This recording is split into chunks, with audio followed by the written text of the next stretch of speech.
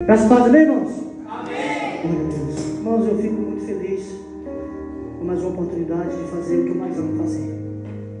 Talvez para muitos pregar o Evangelho ou no culto da igreja, ou na praça, no ônibus, é algo muito simples. Mas para mim, é a coisa mais importante da minha vida. Falar do meu mestre é o que alimenta a minha alma e sustenta a minha esperança. Para mim isso é algo extraordinário. Agradeço à igreja, o pastor Kelly, o pastor Léo, o pastor André, a sua esposa, a igreja por confiar, com tantas pessoas aqui capacitadas pelo Senhor, nos dá a oportunidade de dividir aquilo que nós aprendemos nessa trajetória com Cristo e que o Senhor tem nos mostrado a cada dia. No ano passado o tema reavivados, de reavivar. E eu perguntando ao Senhor como falar desse tema e perguntando ao Senhor que pessoa Ele queria que eu usasse, que personagem bíblico Ele poderia me trazer nesse momento de referência para nós falarmos disso nessa manhã. E o Senhor me levou no capítulo 6 do profeta messiânico Isaías. Abra comigo, por favor. Isaías, capítulo de número 6, versículo de número 1, nós vamos ler. E você vai entender o porquê desse texto, nesse tema tão importante que é reavivar.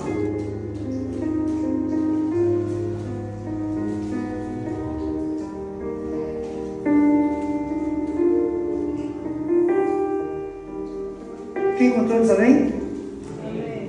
Diz assim a palavra do Senhor: no ano em que o rei Uzias morreu, eu vi também o Senhor assentado sobre um alto e sublime trono, e exaltado, e as suas vestes enchia todo o templo.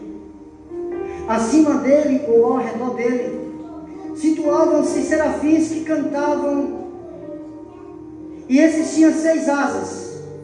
Com 2 cobriam sua face, com 2 cobriam seus pés, e com 2 voavam, e clamavam um aos outros, dizendo: Santo, Santo, Santo é o Senhor dos exércitos, e toda a terra está cheia da sua glória.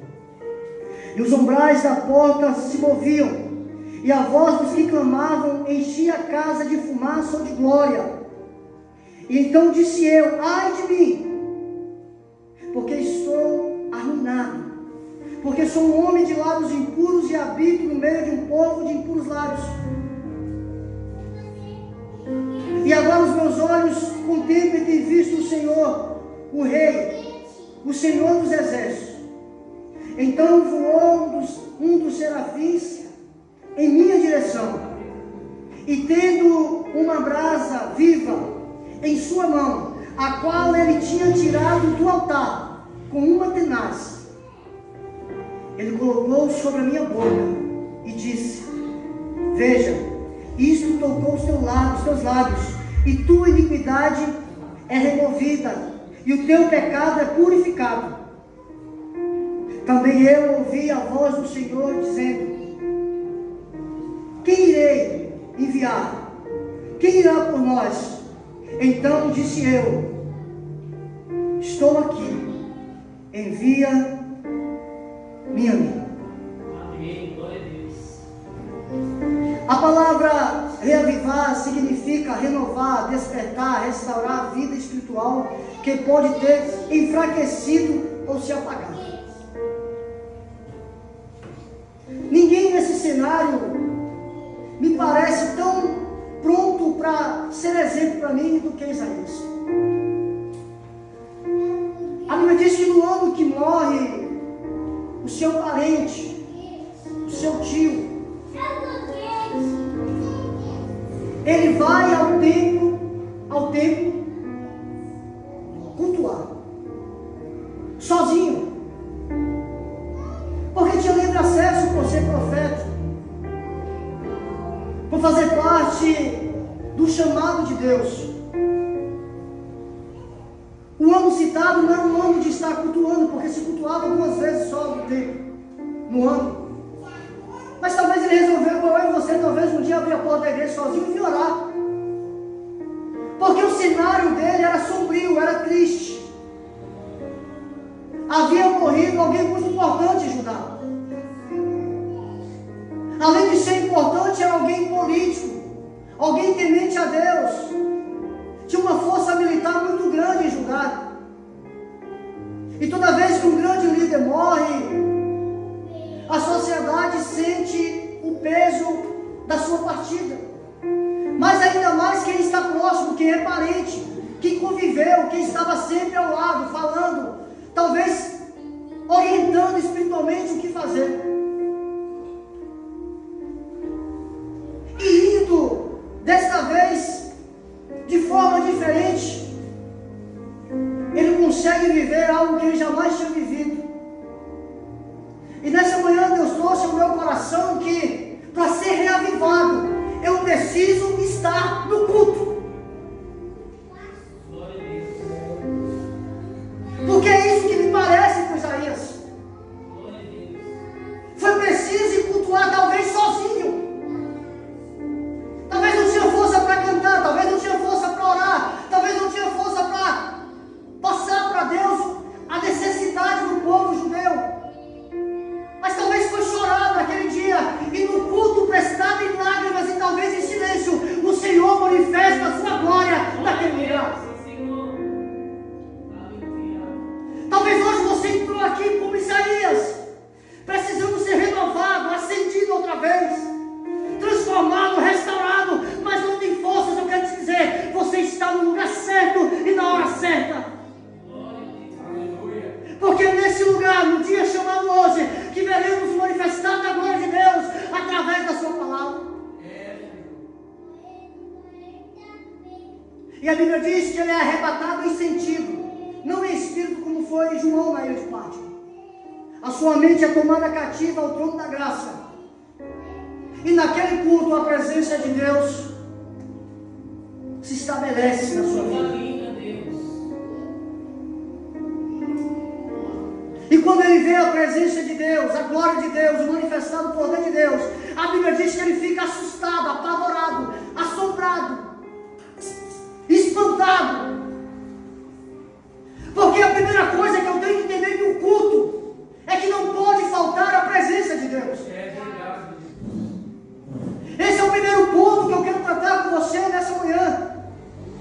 O culto só vai trazer para nós avivamento, só vai trazer para nós restauração, se a presença de quem é adorado se faz presente. É verdade, Deus. Glória a Deus. Isaías entendeu, porque no capítulo 3, 4 e 5, era o cidadão que apontava dizendo, ai de ti, ai de ti, ai de ti. Mas quando se encontra com a glória, olha para si mesmo e diz, ai de mim. Aleluia, glória a Deus. Ensinou.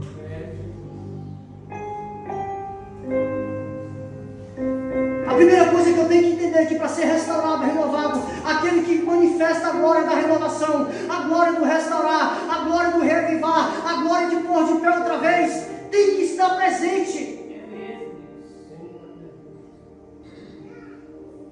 E naquele dia Isaías teve uma alma de adoração. Talvez no próximo culto que toda a congregação de Israel se reuniu, ele chamou o sumo sacerdote, o Gadol Cohen, e disse, olha querido, tem que ser assim, porque eu vi como é no céu. Eles adoram desse jeito, eles adoram com temor, adoram com reverência, adoram com sabedoria.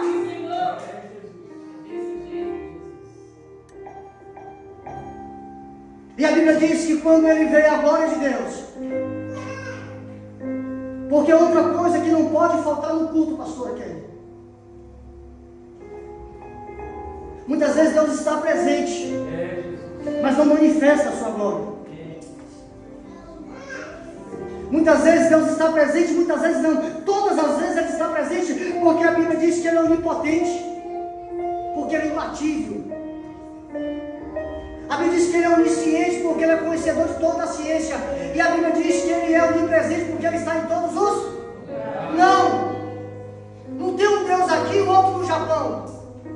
Não tem um Deus aqui agora e outro lá na Bahia. É porque todas as coisas estão perante a sua presença e os seus olhos não fogem da sua presença.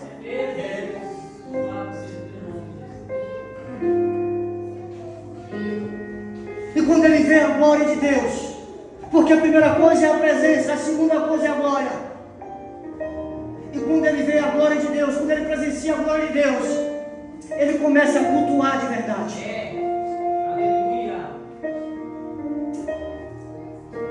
A Bíblia diz que quando ele vê o Senhor sentado no alto do sublime trono, e o serafim de um lado dizendo Kadosh, do outro lado o outro respondia Kadosh, do outro lado o outro dizia Kadosh, do outro lado o outro dizia Kadosh, e no centro do trono o Senhor recebia a adoração.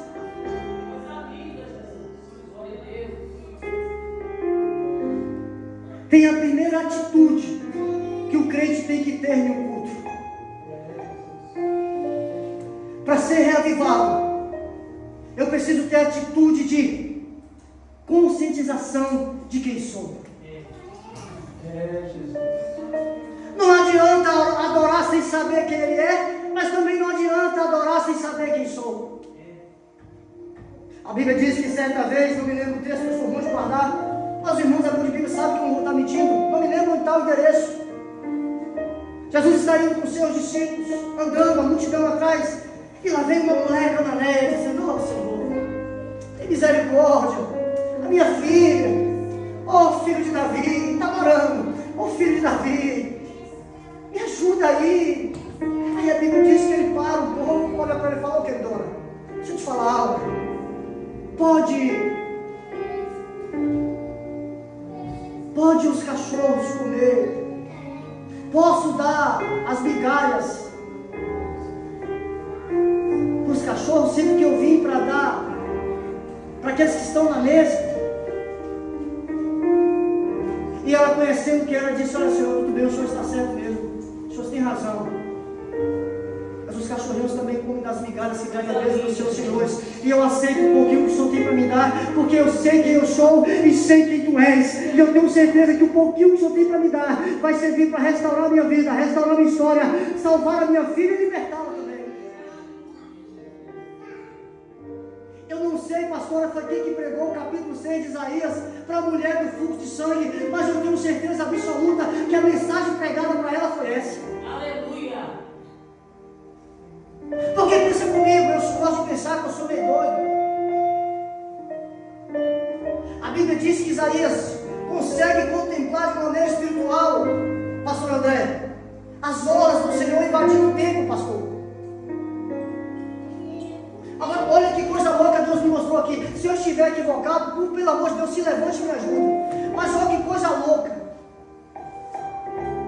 A Bíblia diz que o anjo desce, o serafim. Primeiro que serafim é um anjo de uma hierarquia que não sai da glória. Não sai. As quatro características de anjos são: anjos, aqueles que ministram ao nosso favor; arcanjo, Miguel; querubins, aqueles que sustentam a glória, a guarda real; e serafim, aqueles que ardem como fogo e estão perto do Senhor adorando. Dentro dessas quatro características de anjos, entenda comigo, só os anjos, essa primeira classe, que está aqui nessa manhã, nos guardar e fazer aquilo que Deus manda fazer a nosso favor. Eu estou errado, pastora? Dentro dessa visão de angiologia? Não. E como é que a Bíblia diz também, olha só, você já viu pessoas pregando? Já vou voltar para a mensagem, só para você entender. Você já viu pregando e dizendo: "Olha, agora eu estou vendo o querubim ali, o serafim ali, o povo roda, o povo pula." Deixa eu dizer uma coisa para você, eu estudei um pouquinho de angiologia, e a pastora também, a André também. Um anjo dessa grandeza jamais, biblicamente, tocou o chão. A Bíblia diz que o único que foi um anjo de quinta grandeza, um querubim de quinta grandeza, foi lançado do céu abaixo, e quando ele cai, a ciência diz que foi o Big Bang, mas Jesus fala que viu ele descendo como um relâmpago, e tocou a terra, tirou ela de volta. Então esse negócio de ver querubim na igreja, cuidado, queridão, cuidado. Mas nesse dia Deus fez algo extraordinário, porque quando o crente se conscientiza quem ele é, e a vontade dele é ser reavivado, a Bíblia diz que a honra do Senhor, agora segue meu raciocínio, por favor, porque é a única forma que eu tenho para explicar. Eu imagino a honra do pastor rasgando o primeiro céu. Aleluia! A imaginação minha, eu posso imaginar, eu sou meio começa a rasgar o primeiro céu. Aí ele está no primeiro céu lá, o céu do Altíssimo para ele, Paulo fala de 3. Aí ele, pastor, começa a passar pelo segundo céu. Aí imagino eu, que nesse segundo céu ficam as estrelas, as galáxias, as nebulosas, os planetas, os meteoros. Aí eu imagino todos esses astros fazendo isso, não para ele, mas só para o manto que está descendo faz isso. Aleluia! Glória a Deus! E isso é contado para a mulher do fluxo de sangue. Vem comigo. Daqui a pouco eu volto mais a isso. Aí a Bíblia diz que quando essa veste invade o templo, as colunas balançam. Porque o Senhor preparou o caminho para um anjo que jamais poderia descer no templo. Então a orla das vestes foi o caminho para que o anjo pudesse descer o manto de glória. E se lá no altar, não foi no altar do Senhor, foi lá no altar do templo, pegar uma brasa e tocar nos lábios de Isaías. Porque quando você vem com o desejo de ser reavivado, Deus faz o sobrenatural acontecer na sua vida e não precisa dar explicação para ninguém. Aleluia! Aí a mulher do fluxo de sangue, sabendo disso, peraí, então tem tanto poder assim a orla dele? Então tá bom. Se eu tão somente tocar, não precisa nem olhar para mim, não precisa nem falar nada. Se eu tão somente tocar, terei certeza que serei curada. E a Bíblia diz que ela vai se arrastando no meio do povo. Poderia ser apedrejada, mas ela vai. Poderia ser envergonhada, mas ela vai. Deus está dizendo para mim e para você nessa noite: ei, deixa os obstáculos de lado. Vai de encontro à libertação que você precisa. Vai de encontro à cura que você precisa. Vai de encontro ao reavivamento que você precisa. Porque isso está em Cristo Jesus. E a Bíblia diz que quando ela toca no mestre, no manto do mestre, a Bíblia diz que automaticamente o Senhor para e diz: olha, alguém me tocou aí. Ele fala: Senhor, tem muita gente. Não é que tinha muita gente não, queridos. Essa ideia de multidão é equivocada, tá? As ruas, eu nunca fui lá, mas eu estudei a geografia de Jerusalém. E as ruas são muito apertadas, então pouquinha gente que encosta vai dar medo mesmo. Não era aquela multidão de 3, 5, 40, 90 mil pessoas, embora Jesus passou por essa experiência. Mas naquele momento Jesus estava fazendo um percurso. No percurso não ia essa multidão atrás de Jesus. Só ia aqueles que realmente queriam ou ser libertados, ou ser transformados, ou queriam alguma coisa de troca no ministério de Jesus. E a Bíblia diz que Jesus para e fala para ela: querida, a tua fé te salvou. Sabe por quê, irmãos? Porque quando nós vemos no culto, a palavra é pregada, e quando nós plantamos ela no nosso coração, a adversidade pode até vir nas nossas vidas, mas nós temos certeza em que buscar a nossa vitória e a nossa resposta.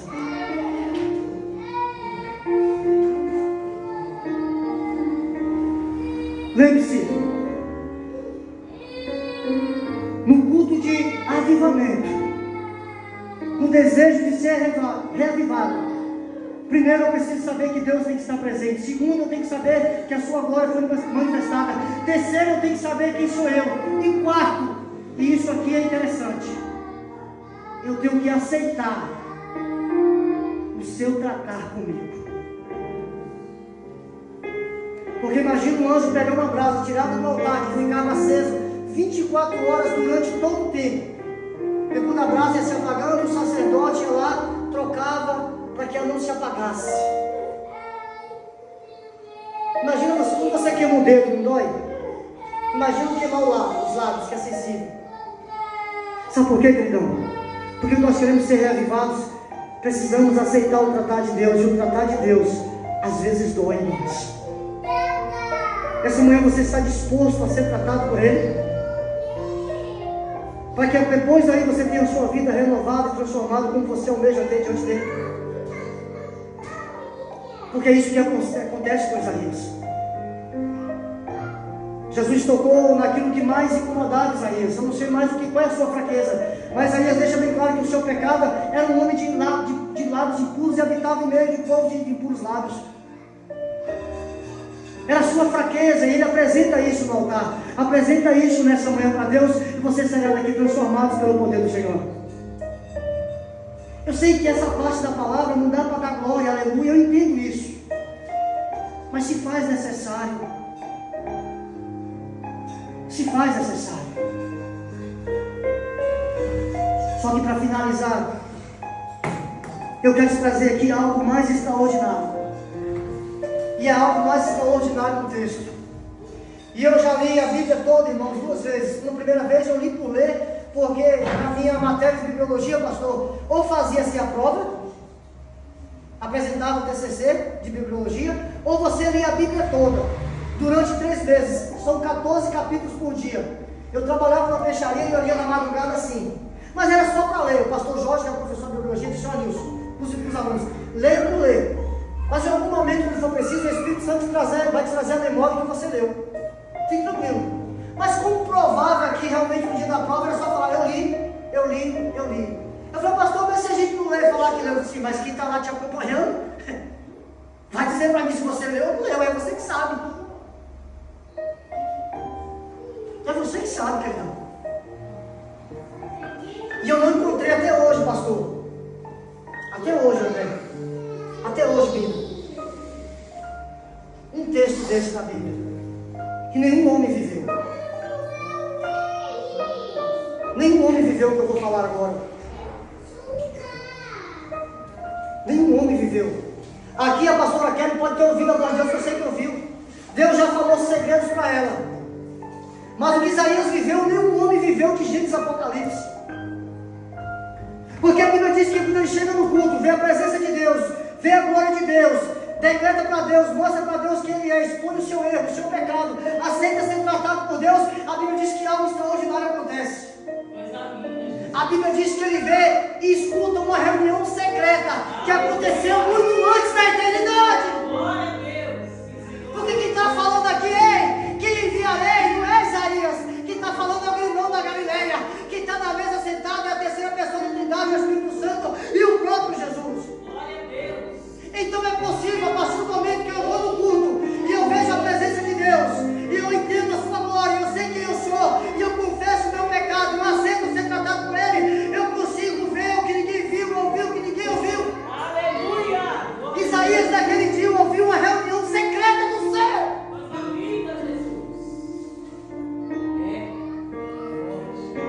Nós queremos saber o que acontece no sigilo dos presidentes da República, o que faz o presidente da América, os Estados Unidos. Nós não sabemos nada, não conseguimos nada, mas Isaías conseguiu entender e ver e ouvir o segredo de um Deus. Porque quem fez a hermenêutica e exegese sabe que a fala de Deus aqui é uma fala preocupante. E agora, quem eu vou enviar? Como é que um ser pequeno, falho, de lábios impuros, consegue ouvir o segredo de um Deus tão importante? É possível quando eu aceito ser tratado por Ele, quando eu tenho os lábios tocados pela brasa tirada da tenaz. Coisa linda, Deus. Quando eu aceito isso, eu sou capacitado a ouvir e saber os projetos do Altíssimo. Ser reavivado é estar conectado com Ele e saber coisas que ninguém jamais sabe.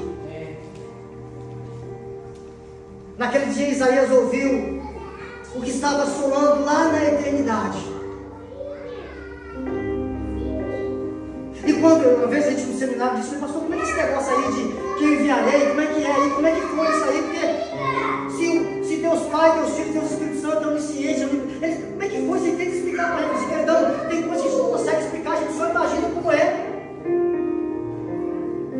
Porque Davi chega dizendo no Salmo, fala: o teu conhecimento, Senhor, é assombroso demais para mim, é muita coisa, eu não consigo compreender, é mais do que a areia do mar.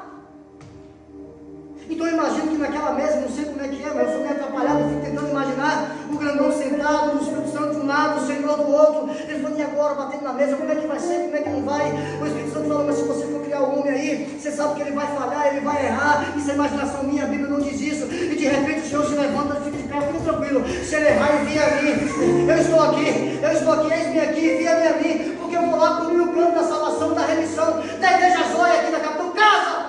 Glória a Deus. Quer ser reavivado? Não sai do culto. Fica conectado no culto sempre.